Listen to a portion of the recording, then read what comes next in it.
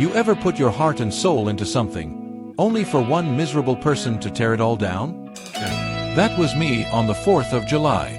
Months of passion, $30,000 worth of equipment, hundreds of excited neighbors, and one neighborhood Karen who decided that no one, and I mean no one, was allowed to have a good time. But here's the thing, she didn't end my story. She just gave me the perfect sequel. Because if she thought she ruined my summer show, just wait till Christmas. If you've ever had someone look down on you, sabotage your joy, or treat your passion like it didn't matter, hit that like button right now.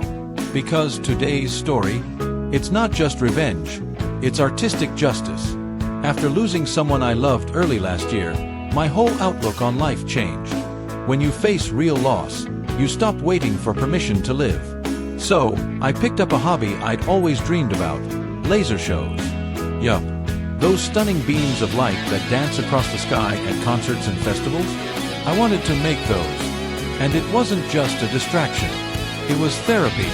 Something beautiful to pull me out of the dark. I studied, practiced, and even earned my laser safety officer certification. Every night, I'd sit in my little workshop, hands trembling with excitement, programming animations while my speakers filled the room with music. By spring, I was ready.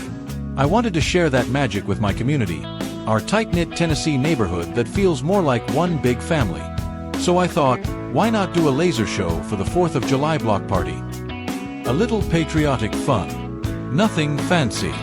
At least, that was the plan. Somewhere between November and July, my little project turned into a full-blown event. I invested every extra dollar, every free weekend. By July, I was staring at over $30,000 in equipment, animation software, and projectors. Word got around. People from neighboring streets started asking when the show would be. By the big day, nearly 200 people were planning to show up. The kids were excited. The neighbors had their lawn chairs ready. It was going to be something special, a night to remember. Except, there was one person who didn't share the excitement. Every neighborhood has one. The one who complains about joy. We called her Karen, because honestly, no other name fit.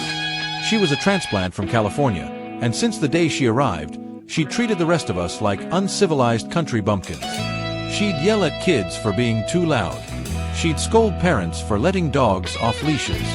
She'd even once screamed at a group of parents, in front of children, about how disgusting fireworks were. Nobody liked her, but everyone avoided confrontation.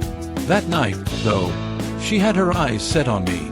I knew she'd try to shut my show down, so I made sure she couldn't. I got every single permit, every federal variance. I even met with city council members and our police chief, explaining my plan. The police were actually excited. They told me, if we get a complaint, don't worry. We know what's going on. I was ready for her, or so I thought. The Tennessee heat that day was brutal. Setup took longer than expected, over 3 hours under the blazing sun.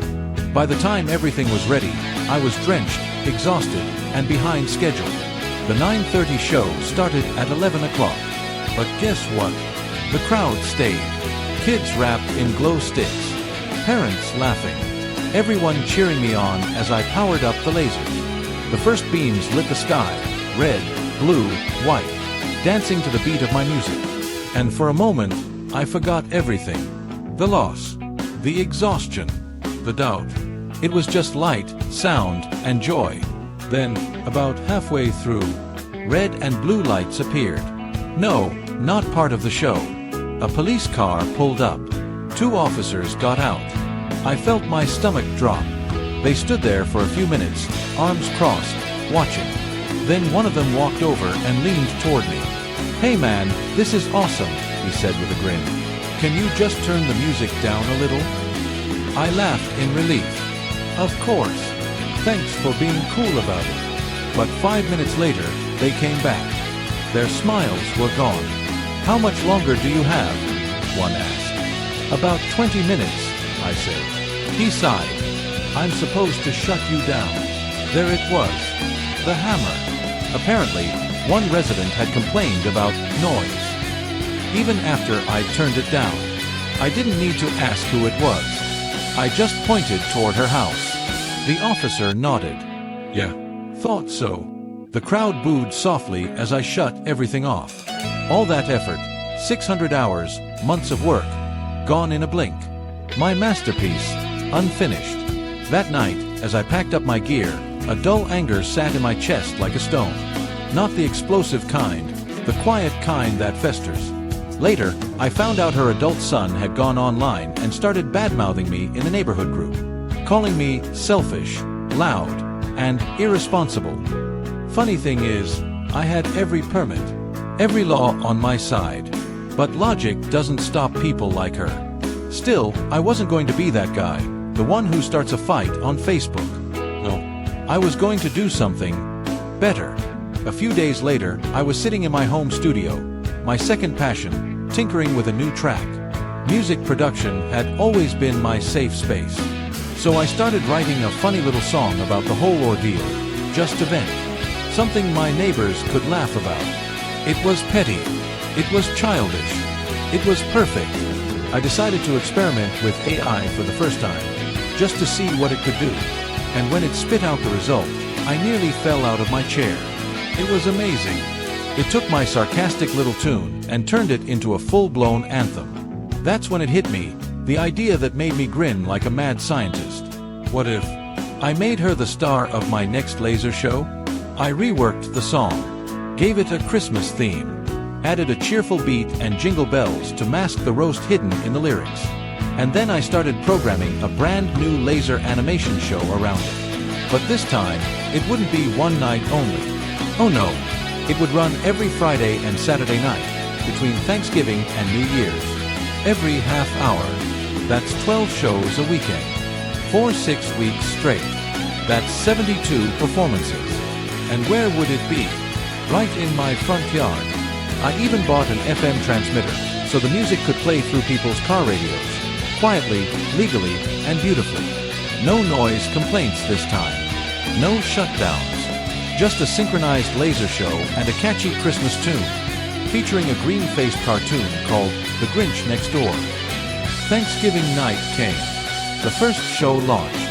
Cars lined the street, headlights off, families snuggled in their SUVs, tuning their radios. The lasers lit up the sky, snowflakes, candy canes, a dancing Grinch. And when the lyrics hit, she tried to steal the joy, but the lights still shone bright. I swear I saw her living room curtains twitch. Show after show, weekend after weekend, it ran like clockwork. People came from other neighborhoods to see it. I even got invited to do a feature in the local paper. Meanwhile, Karen? She couldn't do a single thing about it. No law broken. No noise. Just Christmas cheer, and her animated alter ego glowing across the neighborhood sky. 72 times. That's what I call closure. You know, they say living well is the best revenge. But sometimes, living creatively is even better. I didn't need to yell, argue, or stoop to her level. I just let art and karma do the talking.